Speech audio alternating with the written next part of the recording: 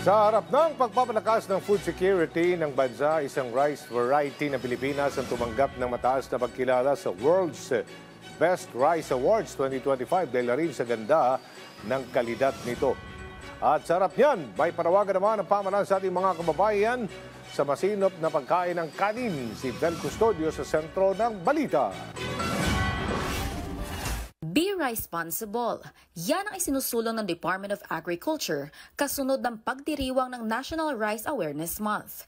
Ipinapaalala nito ang kahalagahan ng bawat butil ng bigas sa ating buhay at kultura. Sa kampanyang Be Responsible ay nagbibigay paalala na maging mas sensitibo sa pagkonsumo ng bigas, irespeto ang pagod ng ating mga magsasaka at suportahan ang lokal na produksyon. Kasama rito ang abakada ng responsableng pagkain ng bigas. A. Para sa paghalo ng adlay, mais at saba sa pagkain. B. Na nangangahulugang pagkain ng mas masustansyang brown rice. K. Na nangangahulugang huwag magsayang ng kanin. At D. Na dapat piliin ang bigas na gawa ng Pilipinas. Iba't ibang aktibidad ang ginanap sa mga rehiyon mula sa samang-samang tanghalian gamit ang local varieties ng bigas hanggang sa mga rice planting activities, cooking demos at paglulunsad ng mga programa para tulungan ang mga magsasaka. Bukod sa local activities, bumibida na rin ang ating bigas worldwide. Sa katunayan, nasungkit ang rice variety ng NSIC RC218 o mas kilalang Dinorado Rice Variety ng Pilipinas ang ikalawang pwesto sa World Best Rice Awards sa Cambodia.